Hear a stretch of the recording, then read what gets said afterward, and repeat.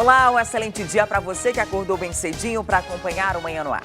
Hoje é quarta-feira, 6 de setembro de 2017 e você confere o que é destaque nesta edição. Mulher atropela ciclista na zona oeste de Manaus. Testemunhas dizem que ela estava com sinais de embriaguez. Família é feita refém e assaltada no Nova Cidade.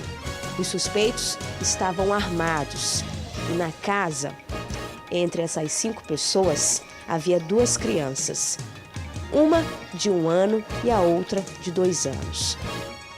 Número de linchamento aumenta em Manaus. Nos primeiros 6 meses do ano, 10 casos foram registrados. Mas o que está por trás dos linchamentos? Por que a população reage com cada vez mais violência? E ainda, botijão de gás de cozinha fica mais caro a partir de hoje. Você vai ver também como foi o tradicional desfile cívico de 5 de setembro. Tudo foi assistido por milhares de espectadores que lotaram as arquibancadas e as grades da avenida. Isso e muito mais a partir de agora. Manhã no Ar, o seu dia começa aqui.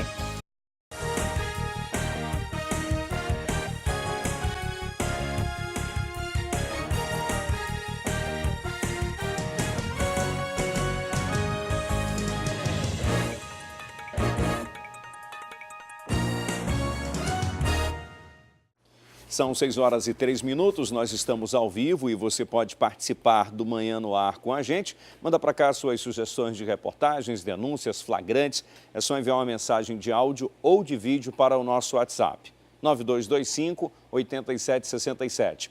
Entra também na nossa página no Facebook e interage com a gente por lá. Lembrando que também estamos ao vivo pelo aplicativo A Crítica Play. Se você ainda não baixou, corre lá e baixa para acompanhar a nossa programação. E a gente começa essa edição com uma notícia da área policial. Lá em Barreirinha, a polícia identificou e transferiu para Parintins o detento que matou o colega de cela na delegacia da cidade. O suspeito confessou o crime e alegou que estava sendo ameaçado pela vítima. O motim aconteceu por volta de 2 horas da madrugada na Delegacia Interativa de Barreirinha. Neste princípio de rebelião, o detento Narciso Cardoso, de 20 anos de idade, que cumpria a pena por homicídio, ele foi decapitado em uma das celas por outro preso após uma discussão entre eles. O autor desse crime é o detento Lucas Gaia, de 19 anos de idade, que cumpre pena por roubo. Uma equipe da Polícia Civil de Parintins, ao comando do delegado Adilson Cunha, se deslocou ao município de Barreirinha e de lá trouxe o Lucas Gaia aqui para a 3ª Delegacia Interativa de Polícia, onde ele foi apresentado e vai ser encaminhado ao presídio da cidade. O Narciso tinha propriedade de alguns objetos lá dentro da cela e aí havia já esse desentendimento entre os dois. Acabaram por ingerir bastante bebida alcoólica, provavelmente o uso de drogas também, e aí eles ficaram um pouco exaltados. Os dois, com a posse de uma faca, começaram um a furar o outro, até que o Lucas conseguiu desferir uma facada vital, né?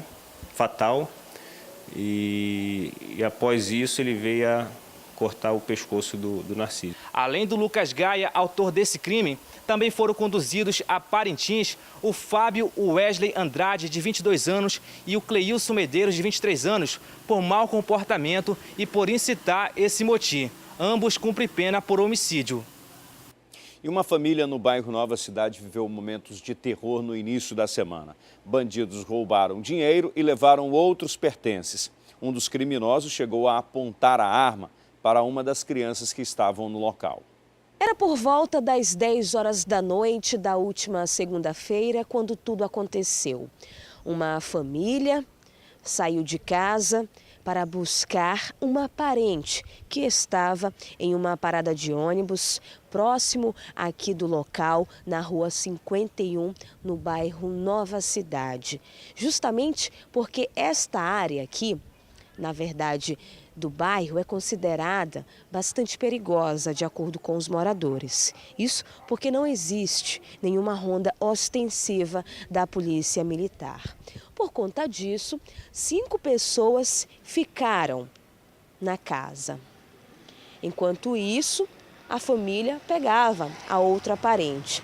Eles estavam neste carro que você está vendo nessas imagens, em um Palio 2003 de cor cinza. Logo que eles pegaram a moça, a família estacionou o carro mais ou menos aqui. Após estacionar o carro, eles foram surpreendidos por 2 homens.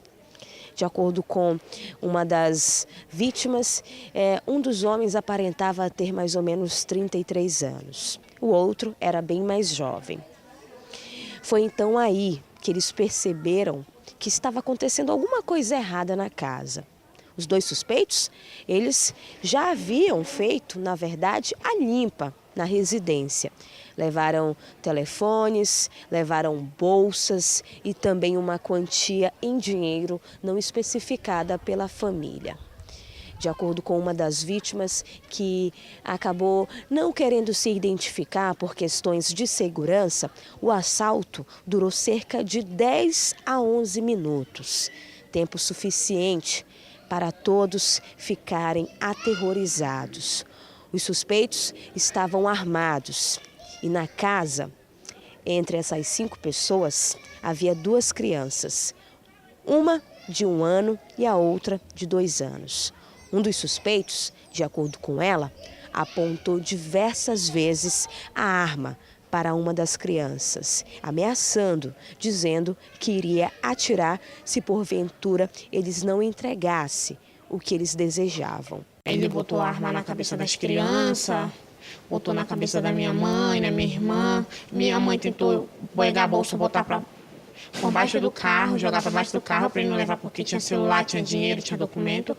Ele mandou a minha mãe pegar, botou a arma na cabeça da minha mãe, mandou a minha mãe pegar, porque senão ele ia atirar. Eles ainda levaram o carro que na verdade servia para a família se locomover. Agora eles estão, na verdade, exigindo justiça para que esse carro possa ser encontrado pela polícia. Os moradores já não aguentam mais com esta situação. Eles querem somente uma coisa: a segurança nos bairros. E ontem a gente noticiou aqui que arrastões aconteceram nos ônibus na noite de segunda-feira na Zona Norte. Foram vários, né? E ontem havia ainda a suspeita de que 2 homens foram encontrados mortos naquela área, pudessem ser suspeitos desses assaltos. Ontem mesmo, a polícia confirmou a participação deles nos crimes. 4 ônibus foram assaltados na noite desta segunda-feira na capital amazonense. As linhas 500, 560, 320 e 069. Além disso, alguns arrastões também aconteceram em algumas zonas da capital. Nas linhas 319, 459, 328 e 032. Eles entraram no ônibus, renderam o motorista, assim como o cobrador, e em seguida anunciaram um assalto.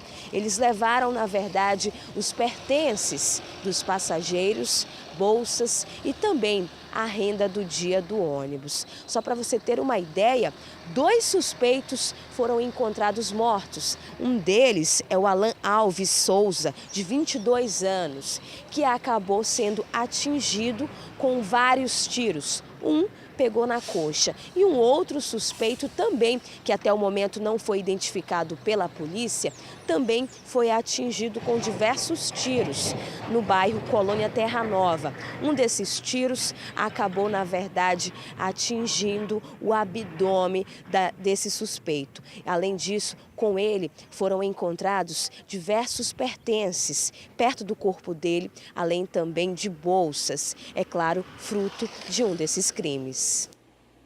Agora, olha só essa história. 3 mulheres pediram carona a um homem que se prontificou a ajudá-las. Dentro do veículo, o trio, com armas de brinquedo, anunciou um assalto. Quem vai contar para a gente como essa história terminou é a repórter Amanda Amorim. Você já ouviu aquele ditado? Nunca dê carona para estranhos? Pois é, muita gente acaba não levando ao pé da letra esse conselho e acaba sofrendo com as consequências. Pelo menos foi o que aconteceu com um homem que até o momento não teve o seu nome revelado pela polícia. Ele estava passando em um carro modelo Voyage de cor prata, aqui na Avenida Torquato Tapajós. De repente, ele avistou 3 mulheres e se ofereceu e deu carona para elas. Até então, estava tudo muito tranquilo, muito perfeito. Ele seguiu em viagem com as mulheres. Só que no meio do caminho, ele acabou sendo surpreendido. Essas mulheres anunciaram um assalto. Exigiram o telefone da vítima e também uma quantia em dinheiro. Elas estavam com 2 simulacros de fogo, além de arma branca. Só que o homem foi muito mais esperto que elas. Sabe o que aconteceu? Ele seguiu em direção à barreira e quando chegou lá, ele pediu ajuda dos agentes da polícia rodoviária. Foi isso mesmo. Por conta disso, as mulheres, elas foram, na verdade, detidas e encaminhadas para o 15º. Lá, elas foram identificadas pela polícia como Andressa Souza da Silva, de 20 anos, a Paloma da Silva, de 19 anos e Soelbe Freitas, de 18 anos. Às vezes a gente acha que um plano pode dar certo, né? Mas nesse caso, as 3, elas não se deram bem nessa situação. Com certeza, de acordo com a polícia e também com os policiais do 15º, elas já estavam acostumadas a realizar, na verdade, esse tipo de plano. Só que dessa vez não deu certo e agora elas serão encaminhadas para uma audiência de custódia. E na noite de ontem, uma mulher atropelou um ciclista que estava com um grupo que pedala pela cidade. O acidente foi na Ponta Negra e deixou o grupo revoltado. Era por volta de 7h30 da noite quando o ciclista, identificado como Marco Antônio, de 43 anos, passeava aqui pela Avenida Coronel Teixeira, mais conhecida como Estrada da Ponta Negra. Ele estava acompanhado de pelo menos outros 50 ciclistas quando foi atingido por esse carro modelo Nissan Versa de placa PHJ 5697. Segundo os ciclistas que estavam com ele no momento do acidente, o carro era dirigido por uma mulher que estava acompanhada por uma outra pessoa. Segundo os ciclistas, elas estavam visivelmente embriagadas e teriam, inclusive, admitido que estavam mexendo no celular no aplicativo de mensagens. Marco Antônio, de 43 anos, teve ferimentos na perna e no rosto, foi acudido por uma equipe do SAMU e não corre risco de morte. E tem sido cada vez mais comum, né, as pessoas usarem bicicleta na cidade de Manaus. Existe uma série de motivos para isso.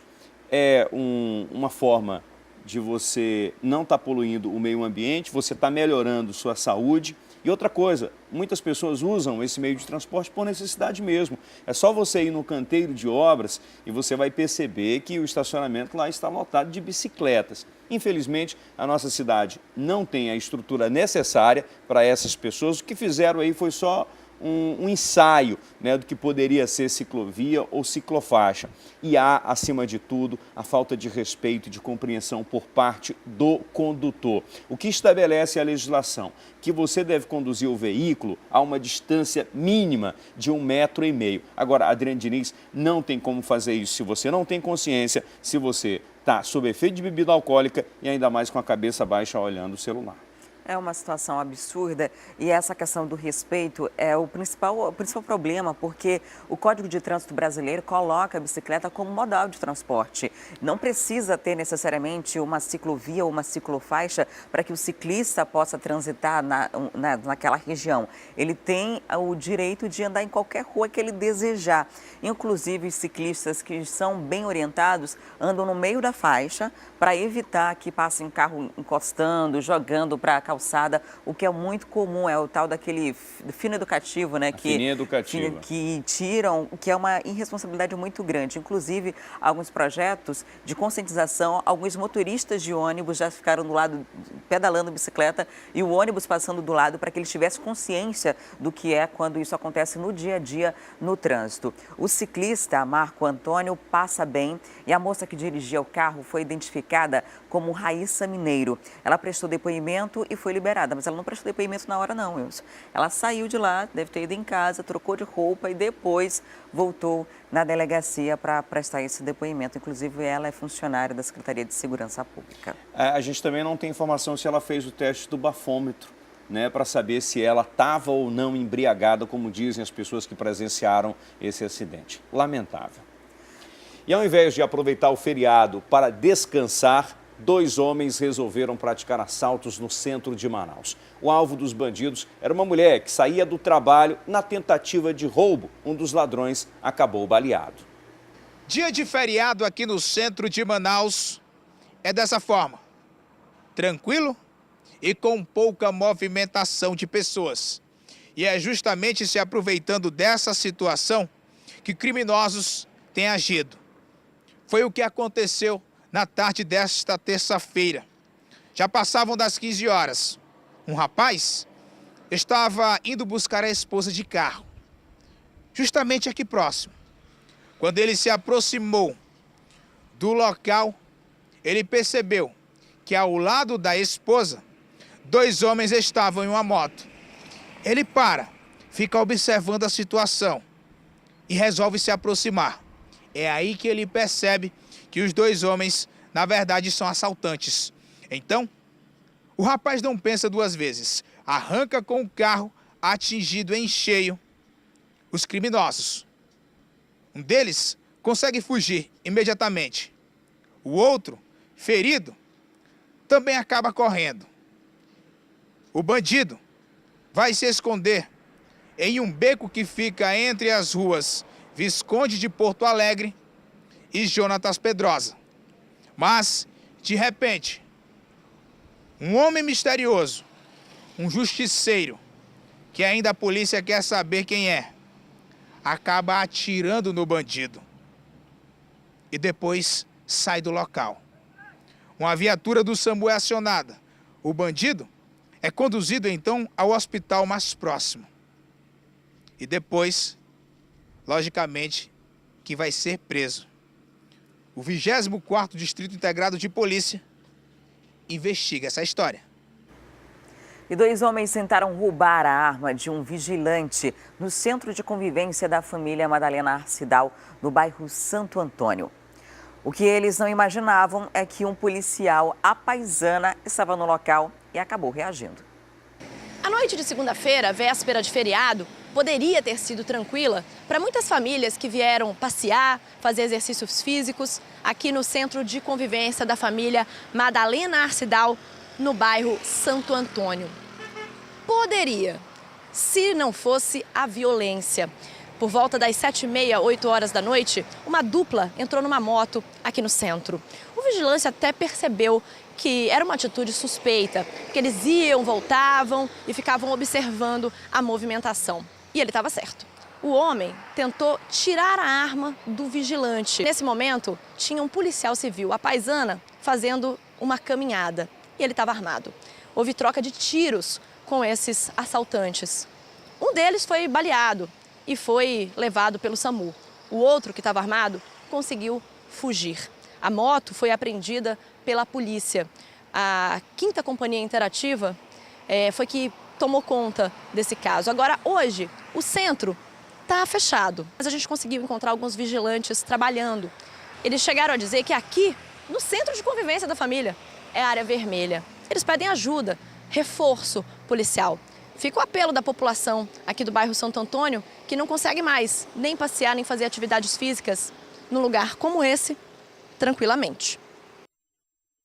E o menor foi apreendido por cumprimento de mandado de busca e apreensão por cometer roubos a alunos e ameaçar professores de uma escola na Zona Leste. Confira na reportagem de Mário César Filho.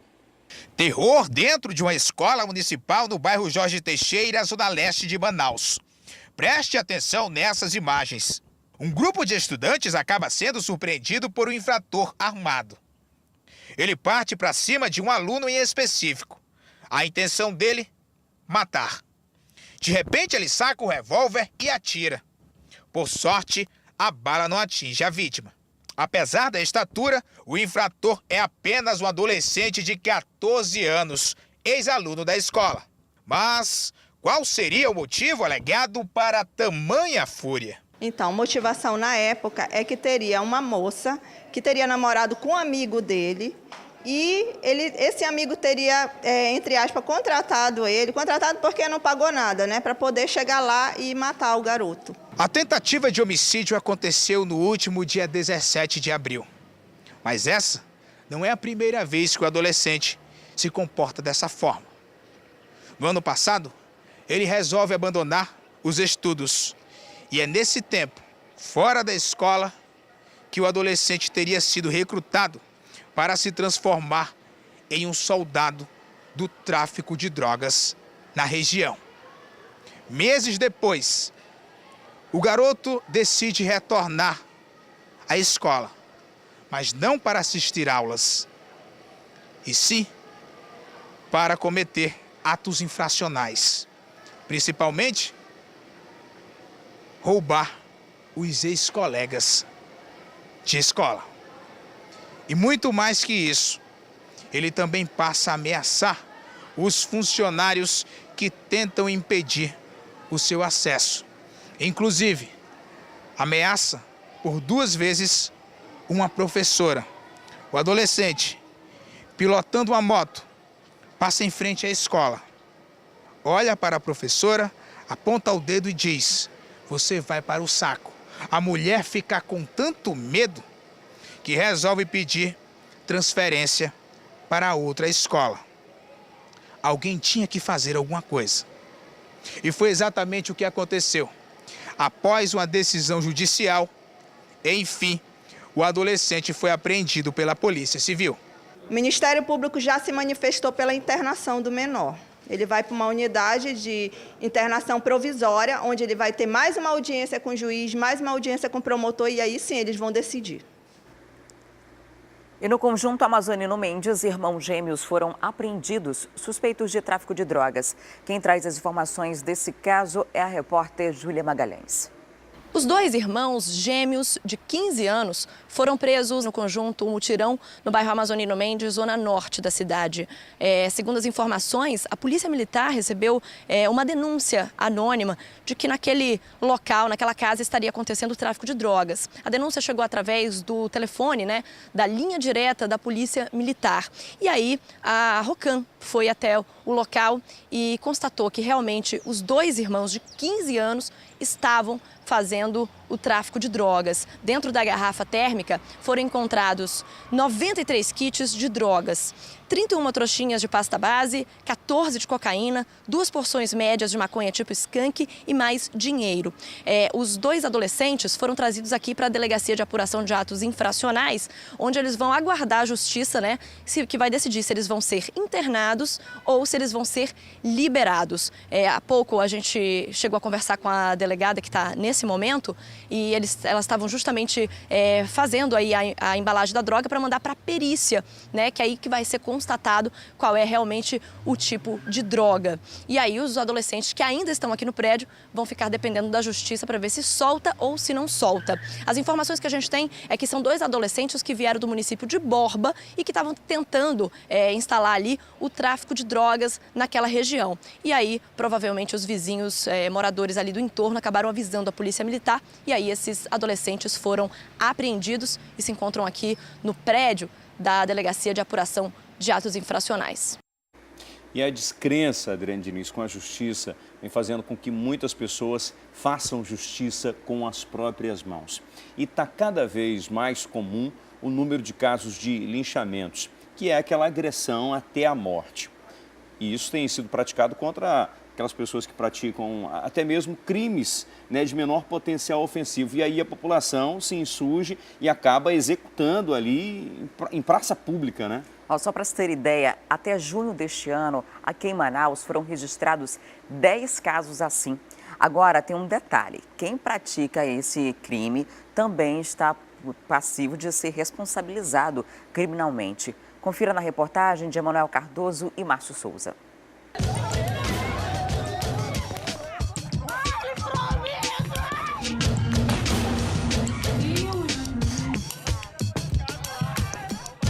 Foi então que a população se revoltou e foi atrás do suspeito. Como o suspeito foi muito espancado, ele não resistiu aos ferimentos. Esse assaltante que saiu correndo até o final dessa rua, mas ele acabou caindo e foi espancado. Luzinete da Costa Gama já estava presa quando populares invadiram a delegacia e tentaram fazer justiça com as próprias mãos. É um tipo de crime cada vez mais frequente no noticiário. A população prende um suspeito, agride e, em alguns casos, mata a pessoa. Pedras, pedaços de madeira e até as próprias mãos são usados como armas para fazer a justiça das ruas. Mas o que está por trás dos linchamentos? Por que a população reage com cada vez mais violência?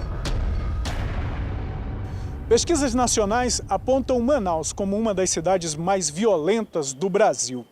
No mapa da violência e no anuário da segurança, os dados são medidos somente até 2015 e mostram a capital do estado com índices que crescem com o passar dos anos.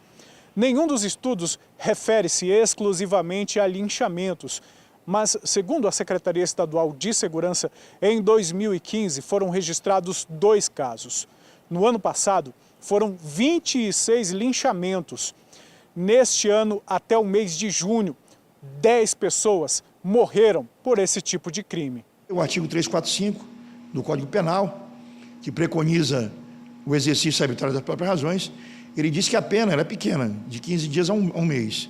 Porém, está lá no final do artigo, que também responde, né, à violência causada. Ou seja, se daí resultou uma lesão corporal gravíssima, a pessoa responderá por isso.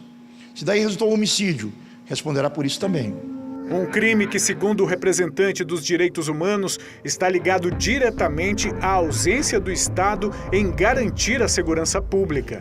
Então, eu acredito que hoje é tempo das autoridades tomarem posicionamento e de terem políticas públicas efetivas. Eu fui em Minas Gerais, eu vi lá 17 programas efetivos contra a criminalidade, de prevenção. Só de prevenção. Manaus não tem nenhum há muitos anos.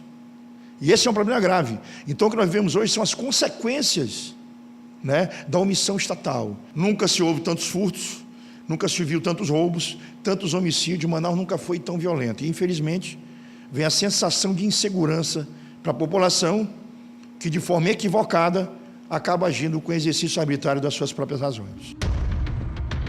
Mas nem sempre os bandidos levam a pior. Esse ladrão foi agredido pelo motorista do ônibus quando tentava fazer um roubo. O criminoso quebrou a janela do veículo e conseguiu fugir da agressão.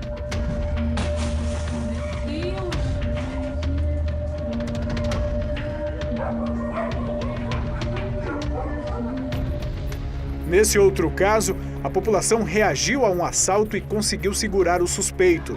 Mas o adolescente conseguiu se soltar e, na fuga, matou um idoso a facadas.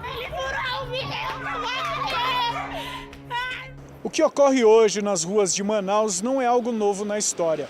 A palavra linchamento, por exemplo, vem da lei de Lynch, um fazendeiro norte-americano que há cerca de 200 anos criou um tribunal particular para punir principalmente negros e índios. Há uma versão ainda mais antiga, a lei de Talião. Em latim, o termo significa castigo equivalente ao crime praticado. A lei de Moisés, do olho por olho, é a versão cristã da lei de Talião. Mas, mesmo nos tempos bíblicos, o castigo só era aplicado depois de um julgamento público, com a presença de testemunhas e juízes. Para esse sociólogo, o linchamento que ocorre hoje é resultado da violência a que a população está submetida e representa um retrocesso social. Fazer justiça com as próprias mãos é uma situação que acontecia em estados pré-modernos, em situações pré-modernas. Então, na modernidade, o linchamento constitui um crime também e exatamente uma descrença na justiça, no sistema, no aparato legal, policial que nós temos hoje. Parece que a sociedade não vem acreditando que esse aparato jurídico legal pode resolver o problema. Então, acaba fazendo isso, né, tomando para si essa situação. Como afirma o pesquisador, a justiça feita com as próprias mãos pode punir inocentes. Foi o que aconteceu em maio de 2014 no bairro de Morrinhos, periferia de Guarujá, no litoral paulista. A população matou Fabiane Maria de Jesus, de 33 anos. A mulher foi confundida com o retrato falado de uma suspeita de sequestrar crianças para rituais de magia negra. O que ninguém desconfiou é que Fabiane era inocente. A maioria das pessoas não concorda com os linchamentos. Ao mesmo tempo, não condena o sentimento de revolta da população. Eu não acho muito legal, né? Mas, como a população anda tão à mercê dos bandidos e a polícia não age muito, porque aqui a gente vê muito assalto toda hora, eu não digo que eu sou a favor, mas e nem contra, porque violência gera violência, né? A população já está tão chateada com isso que não tem mais jeito. Eles querem fazer justiça com as próprias mãos. Então eu sou a favor da justiça tomar de conta, fazer coisa. A polícia prende, a justiça solta, e aí? Se o Estado precisa ter mais controle sobre a segurança pública, a população deve ter consciência que mais violência não vai resolver o problema. Essa sociedade precisa ainda evoluir muito enquanto uma sociedade cidadã. Eu acho que a questão da cidadania é algo que ainda é muito precário na nossa sociedade. A cidadania tem a ver com maior acesso aos serviços públicos, como saúde, educação. Então, quando esse cenário é precário, a violência tende a aumentar. Então, é algo que ele é muito maior do que unicamente a repressão. Então, é um fenômeno que ele é muito mais abrangente.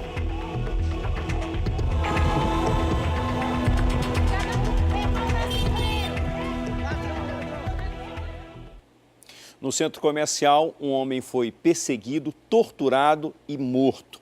Quem tem os detalhes sobre esse assunto é o repórter Danilo Alves, com quem eu converso agora. Olá, Danilo, bom dia. A polícia já sabe qual foi a motivação desse crime?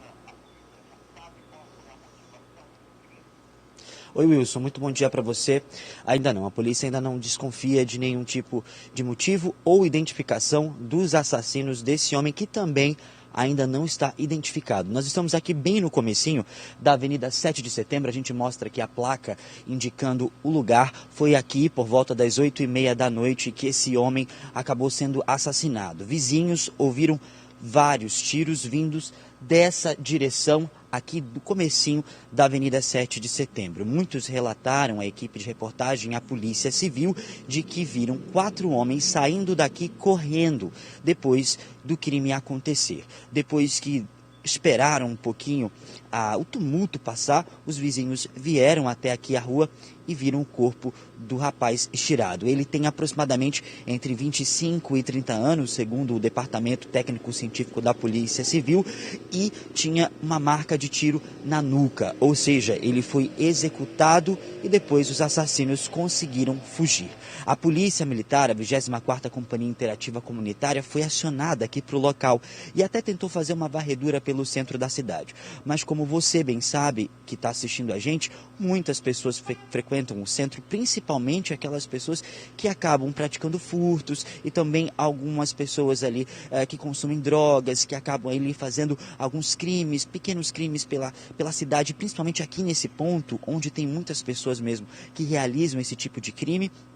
E no caso, esse homem, segundo os moradores, era uma dessas pessoas. Realizava pequenos furtos e também ingeria bebida alcoólica e consumia drogas por aqui.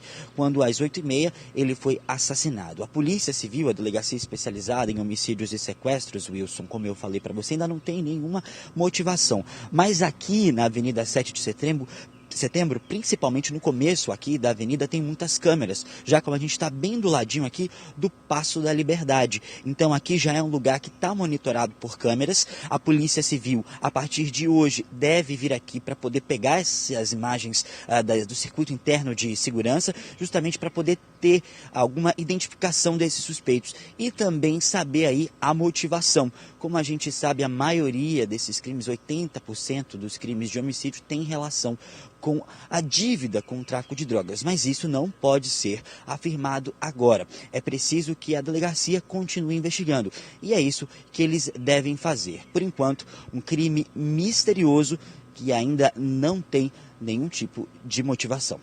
Volto com vocês. Até daqui a pouco, Danilo. E a Comissão de Defesa do Consumidor da Câmara Municipal e a Defensoria Pública protocolizaram na Justiça uma tutela de urgência para barrar a medida que obriga o usuário do transporte coletivo a passar na catraca do ônibus em 30 segundos. A tutela de urgência pede o embargo imediato da nova medida. Segundo o defensor público, a ideia é evitar possíveis danos à população. Se nós deixarmos essa discussão mais pela frente, nós podemos encontrar consumidores sofrendo antes de evitar esse problema. Então, na tutela de urgência, nós podemos obter uma demanda judicial de suspensão da medida que nós reputamos como sendo danosa antes de uma discussão mais aprofundada do problema. A regra que força o usuário do transporte coletivo a passar na catraca em um tempo máximo de 30 segundos começou a valer nesta segunda-feira. Quem ultrapassar esse tempo vai pagar uma nova passagem. O presidente da Comissão de Defesa do Consumidor da Câmara questiona a rapidez com que a norma foi posta em prática, sem uma discussão mais ampla sobre o assunto. Fico me perguntando, uma mulher grávida, uma pessoa idosa, alguém que tem dificuldade de locomoção, será que o tempo que está sendo aí colocado é realmente o tempo necessário para que isso ocorra? E um outro lado, o cobrador ele pode ser penalizado caso o consumidor não pague a tarifa pela segunda vez?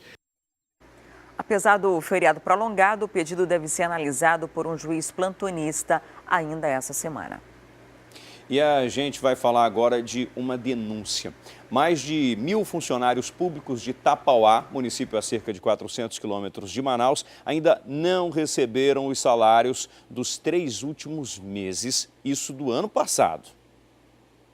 O valor da dívida é incerto. No portal da Transparência de Tapauá, os dados estão desatualizados, mas apontam que quase 2 milhões de reais são destinados aos funcionários públicos. Uma parte desse dinheiro não foi paga para quase 1.000 trabalhadores do município nos meses de outubro, novembro e dezembro de 2016. Segundo este vereador, nem o 13º foi depositado. E até agora não teve resposta dele se vai pagar ou não. Foi o que levou a gente, que me levou a entrar no Ministério Público pedindo um termo de ajuste de conduta. Em dezembro do ano passado, o Ministério Público de Contas chegou a recomendar que os prefeitos em exercício ou sucessores usassem o dinheiro do Fundo de Repatriação para pagar salários atrasados. O valor repassado para Tapauá foi de mais de R$800 mil e nem assim parte da dívida foi quitada. O caso é investigado pelo Ministério Público Estadual. O promotor da comarca de Tapauá preferiu não dar entrevistas, pelo menos por enquanto, mas disse por meio de nota que já começou a ouvir as pessoas envolvidas no assunto e colheu documentos para tomar as primeiras providências. A denúncia do vereador também pede que o dinheiro do Fundeb, repassado em julho deste ano, seja usado para regularizar o salário dos professores. O vereador afirma ainda que não quer partir para uma ação judicial. Porque se for depender da justiça, ações judiciais, ele recorre para um lado e o funcionário recorre para o outro, a gente vai passar 4 anos e não recebe. Então, com o termo de ajuste de conduta, a gente dá um prazo para ele se programa e paga. Há mais de uma semana nós estamos tentando ouvir as explicações da Prefeitura de Tapauá, mas até agora ninguém respondeu às nossas solicitações. E depois do intervalo comercial, a gente vai falar sobre o grito dos excluídos. Esse ano o tema é Vida em Primeiro Lugar. Na nossa interação com a Rádio A Crítica, a gente fala do aumento do preço do gás de cozinha. É isso mesmo, prepare o bolso. A gente volta já, é um instante só.